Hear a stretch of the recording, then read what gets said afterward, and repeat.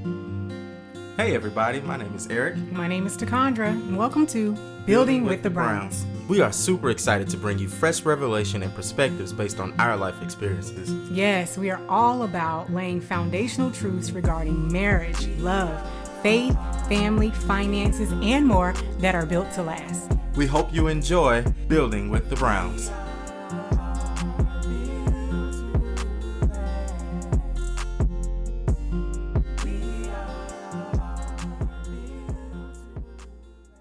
Hey, everybody. What's going on, fam? Welcome back to another episode of Building with the Browns. Yes, we're excited to be back to talk to you today about feelings and finances.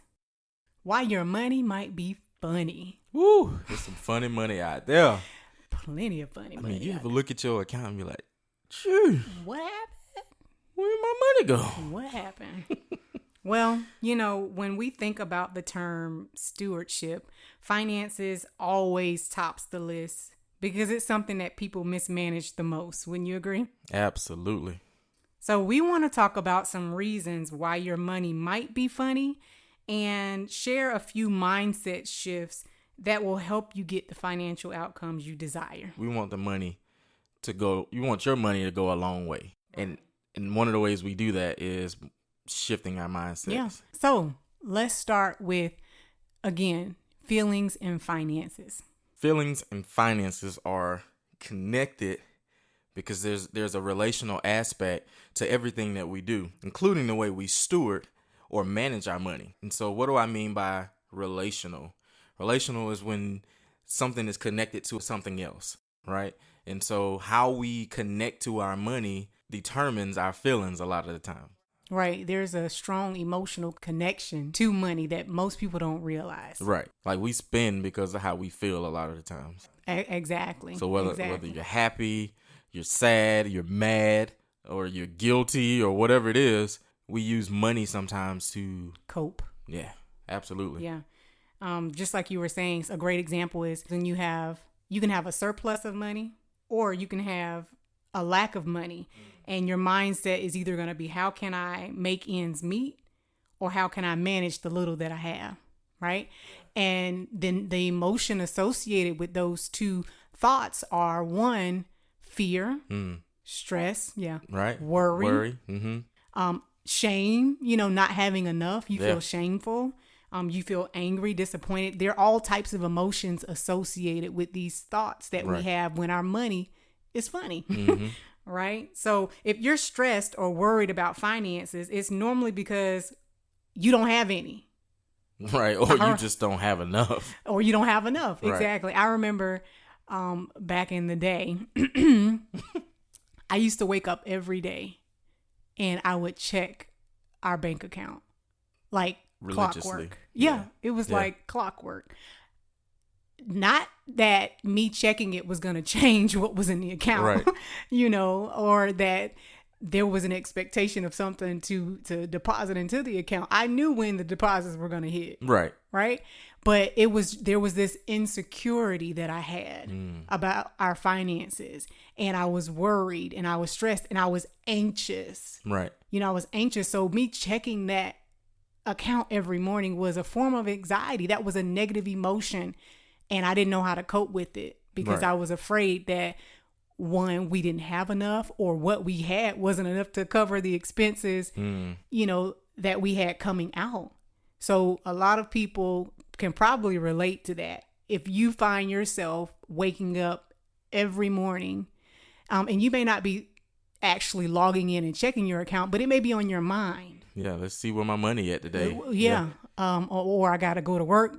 Sometimes we look at it and it's motivation to go to work, but at the same time, you don't like your job. Right. Right. Then So it you becomes angry, you got to go to work Right. to make the money that you need. That's going to give you this false sense of security because the moment your check hits the account, you already know it's gone. That to me is like the worst feeling.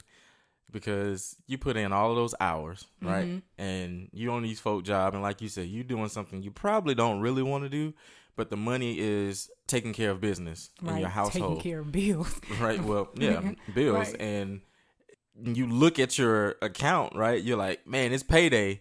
But when those paydays become regular days and there's no excitement to it, there's no, like, it's real grown up. When we was a kid and I used to get a check, I used to be like, ooh, I'm finna go get me some J's or something, right? Finna get me a new outfit. Now it's like, ooh, I'm finna pay this light bill. Ooh, it's finna be cold in my house because my air on. You know what I'm saying? Right? So your priorities change. But I think for me, when you say like you would check the account and log in all the time, that used to scare the crap out of me. And so it would keep me from like spending money because I'm like, oh my God, I know my wife gonna see this and she gonna be like, well, why you had to go to, didn't I pack you a lunch? Or First of all. Well, I'm just saying, let's be real, right? It was like a money management tool for me. My emotions. Right?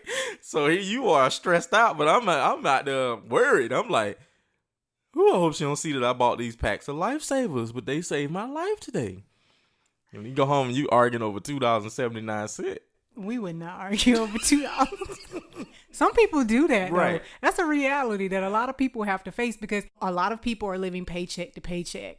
Most households, the bulk of their bills are usually in the first of the month, right? And so that middle of the month is where your money management really kicks in because you want to make sure you got enough to get to the next payday because you know that money's already spoken for because your rent, your lights, your water doesn't change. Like those bills are consistent every month. Your car payment, those things you're going to pay on a monthly basis, but the eating out, the gas, the kids want more Capri Suns. You know what I mean? Like all of these things, the groceries, all of that stuff comes into play and you're like, whoa, my money looking funny and we ain't going to be able to go out today or you're going to be eating peanut butter and jelly for a few weeks, so. And that's one of the issues that if we don't learn how to manage our emotions, we're always going to buy, overspend, and get things that we don't need or add on bills that we really don't have the funds to pay for. So that's why learning how to effectively manage your emotions in a healthy way can keep you from struggling with properly stewarding your finances. And that's the key. If you can't manage your emotions, then you're definitely not going to manage your finances. It's always going to show up because, again, our feelings are connected to our finances. So if like you said, like if your money is in shambles or it's in a wreck, right? Then your feelings are probably jacked up too, right? You're an emotional wreck. Yeah. And the thing that's closest to you, which is money for a lot of us because it's always in our hand. It's either coming into our hand or it's leaving our hand. So our money's going to look like how we feel. And when you have money, you may feel good. You're going to feel secure, right? Here's the key. Money doesn't buy happiness.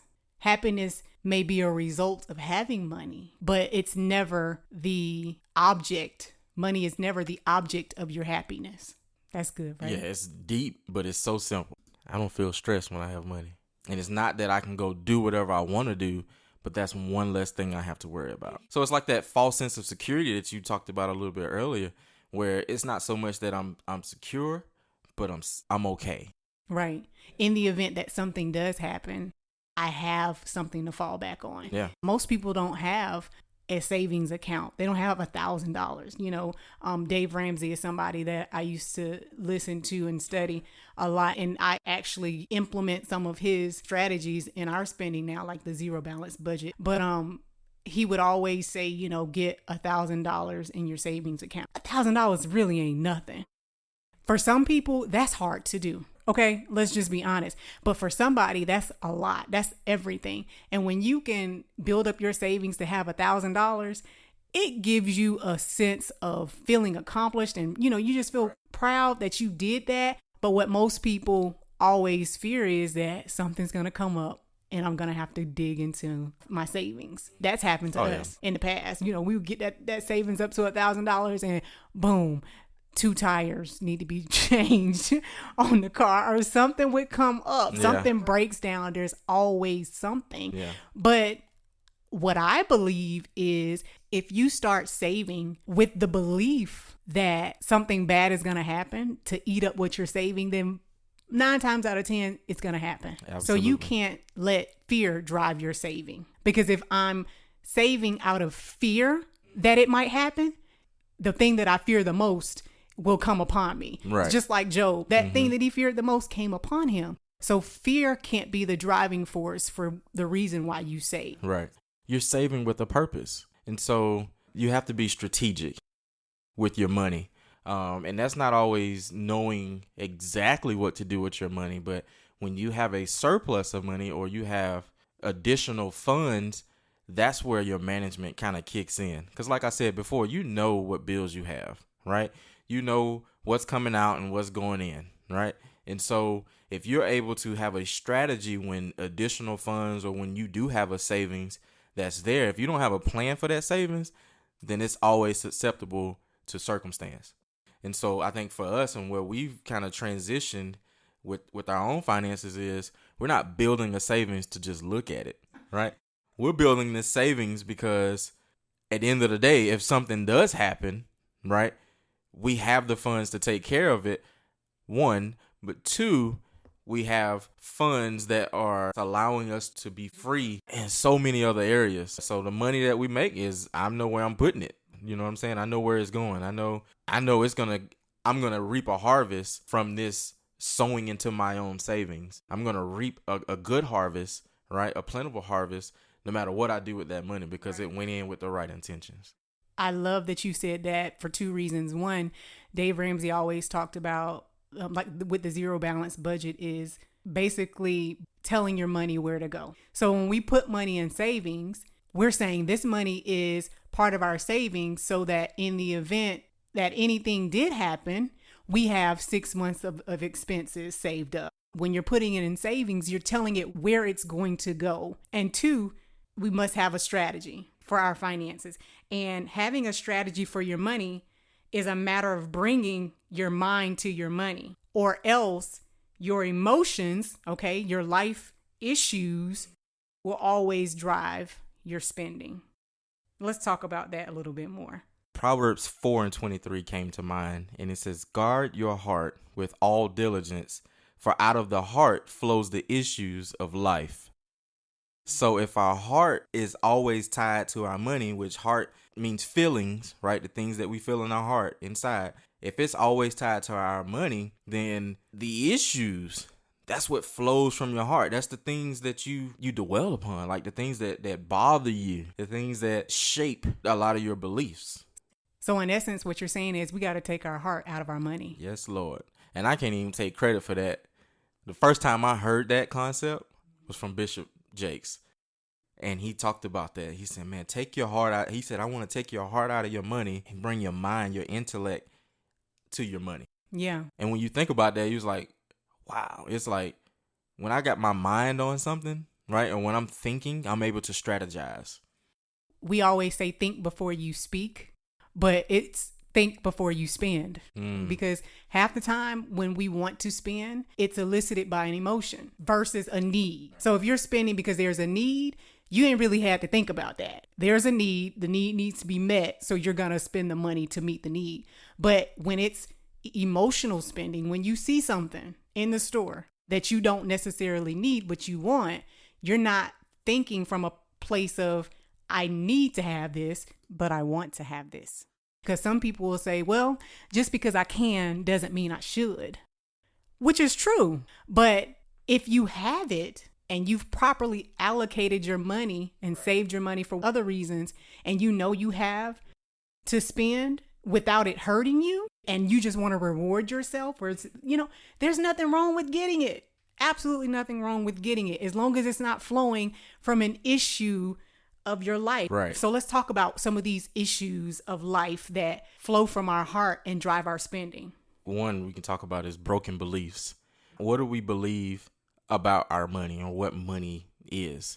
And those are formed basically as a result of what we're exposed to, how we grew up, what we saw when we were coming up, and then just life itself. I don't consider myself a financial guru, but I do know how to control my spending to a certain extent because I've learned from past mistakes.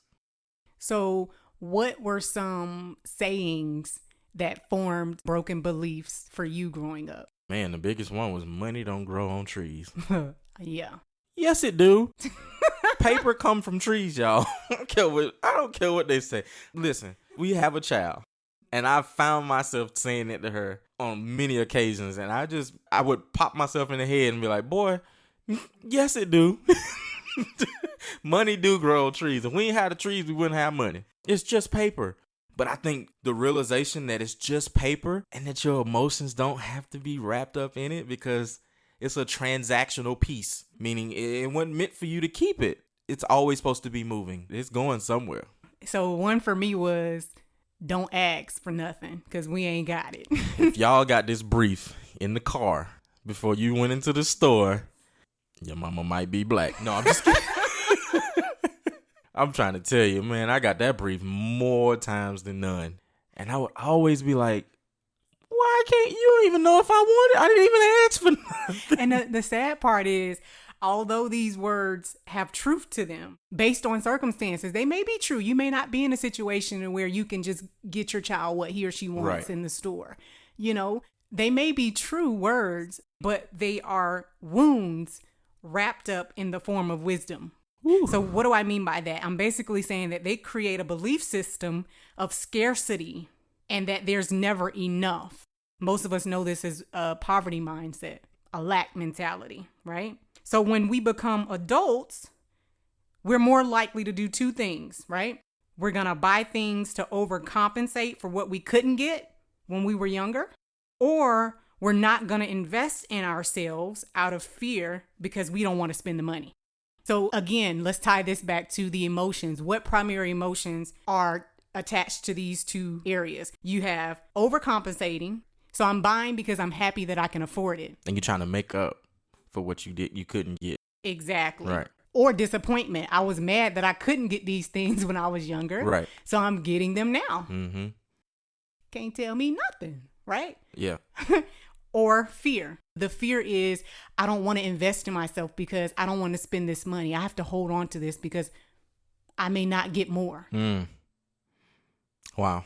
I remember when I invested into a mentoring program. I remember when I wanted to invest a year ago. Mm-hmm. And during this time, we had fallen on hard times and we couldn't afford to do anything. And I just was not used to that. Right. Because had it been a year prior, I could have easily invested into this class. And it was something that I knew God was calling me to do. I wanted to do it so badly. And I was so frustrated because I couldn't make the investment. And they didn't have a way of knowing what my circumstances were. It wasn't that I wasn't willing to spend the money. If I had the money, I'd have dropped it in a minute because I know what it's like to have. But I didn't have it. And that hurt me more. I remember saying to the Lord, when the opportunity comes around again, I'm going to invest. Well, the opportunity came around, thank God. And the first thing I did was I was fearful. Yeah, you self-sabotage. I tried to. Yeah, you tried I was to talk like, yourself no, out of like it. that poverty mindset kicked in. It was like, nope, I'm not finna pay that money. Mm-hmm. Especially when you've went through a season of lack. Right. For no reason, I ain't gonna say for no reason, but you've gone through a season of lack and you've gone without. You don't want to foolishly spend when you're rebuilding, right? Right. So immediately I heard the Spirit of the Lord say to me, if you don't invest in you, then don't expect others to invest in you. And he said to me, it's not expensive, it's expansive. Wow. I just hit you with the church. Wow. It's expansive. So expansive as in it was expanding me. Why would I not want to invest in myself? What's scary about investing in yourself? We'll easily invest in others because one, we believe in others who really deep down dealing with their own insecurities and unbelief, right? But we see something in them that we don't even see in ourselves. So we'll invest in somebody else before we invest in ourselves. And God said, no, it's not expensive. It's expansive. You're expanding. You're enlarging your capacity. Man, that was the best I didn't want to tell anybody, but that was the best investment I could have ever made. You can never go wrong investing in yourself. No, it's always going to pay off for you and for others. And I think the healthy balance, with you and I, when it comes to, investing in ourselves, what we've learned is we have to trust, right? We have to kind of, like we always say, begin with the end in mind. Yeah. Right. we don't know what the end's gonna look like, but it's gonna be better than where we started. Absolutely. Right. And so when you said the word expansion, I think that's one of the beliefs that we struggle with because of those statements. Or you think money grows on trees, or all of those different things that we said before that handicaps us. It's like subliminally in our minds, we can't get past that small voice in our head where it's like, all right, well, if you invest in this, you taking money from something else, and you don't even know what that something else is. So what we have is a trust, and what I have in you is a trust, and say, you know what? I want to expand. I don't want to stay where I'm at. Stretched. And if it takes me to spend a little bit now, right, to gain more later, sign me up. Yeah. Right? That's another thing. Sometimes we are afraid of making the investment because we are fearful that we won't see the return on our investment right away. Right. There's this instant gratification issue that we're refusing to deal with. Like when you plant a seed, you're not going to reap a harvest tomorrow. There's always seed time, harvest. So when you invest in yourself, you're going to see a return on your investment. It may not be tomorrow. It may not even be 3 months from now, but at some point you will see a return on your investment. So that's why it's important to become aware of those broken beliefs that are really wounds wrapped up in the form of wisdom. You have to face those beliefs. You have to trace those beliefs. You have to erase those beliefs, and you have to replace those beliefs. Replace them with truth. Replace them with hope. Replace them with something that's going to motivate you to work towards the outcomes that you desire. If you want to be happy, do things that are going to make you happy. Right. Again, money can't buy happiness, okay? But poverty can't buy you anything. Nada. Sure can't. Okay? Nothing. It can't buy you anything. But again, happiness is an emotion that can drive poor spending habits. Mm-hmm. So don't get it confused thinking that you're going to be happy because you have money and you're going to just automatically save money because you're happy. No, if you haven't developed healthy spending habits and stewardship, you're going to blow your money because you're happy. So the key to that is learning how to be content. You don't buy happiness, you create it. Man, you just read my mind, because I was just going to say, like, you have to just be content, right? Content just means, okay, like I am good whether I have it or whether I don't. That's what Paul teaches us in the book of Philippians 4:11. It says, not that I speak in regard to need, for I have learned in whatever state I am in to be content, whether I have much or whether I have less. But losing, right? Losing money or not having money breeds contentment because it illuminates Gratefulness for what you do yeah, have. gratefulness, and then you all of a sudden it changes your viewpoint on those things that you frivolously go out and buy. Yeah. Right? The things that don't bring you anything, or it brings you temporary happiness, then you end up having buyer's remorse. Right. Now you want to take everything back. Take everything. Right? Just listen. This is what you do. You go online, you put everything in your cart, right? You don't put your card on it. Don't put your card information in there. Just leave it in the cart. All these things that you just feel like you gotta have. Okay. Put it in the cart, right? Don't you check out. Do not check out. Leave it in the cart. But it's the mind. It's X out of the web and browser. just close the whole browser, and Matter then of fact, delete the history. Exactly. Because I was going to say, if you in your Amazon account, don't even log into your Amazon Ooh, account. They good about that. They good about that. They bring up stuff that I looked up 3 months ago when I had the money and should have bought it, and I ain't got it. Now you want me to delete, save for later. And just because it's on sale don't mean it's supposed to be bought. Ooh.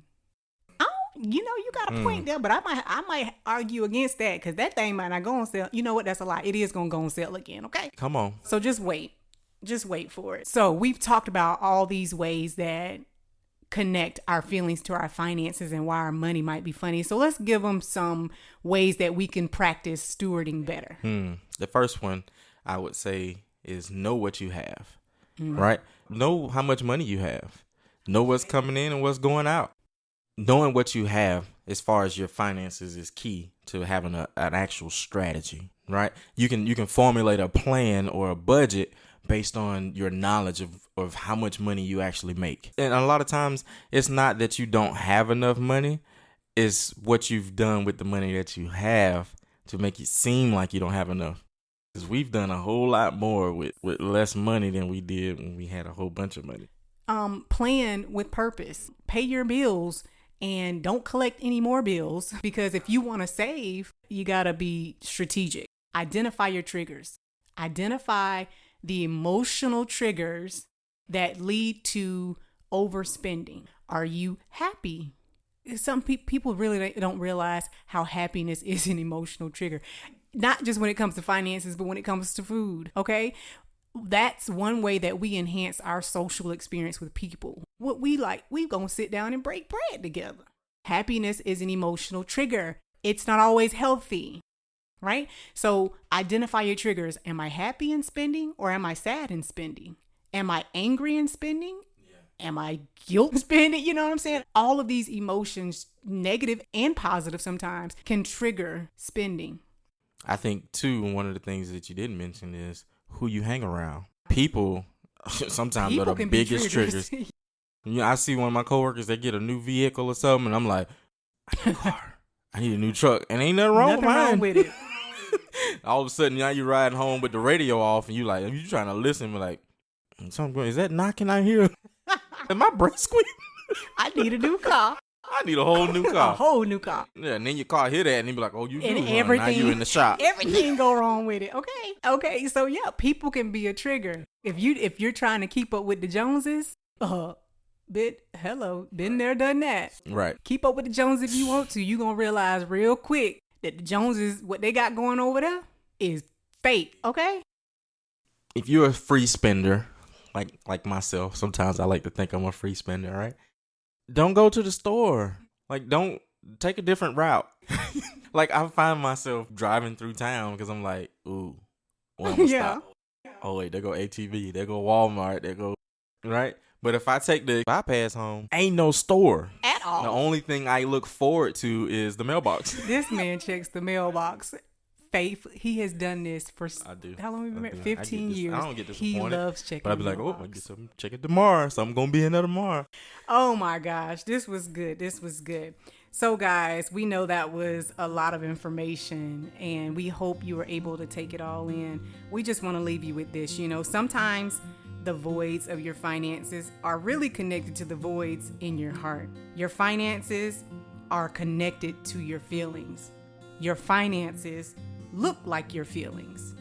Your finances are the way they are because you feel the way you feel.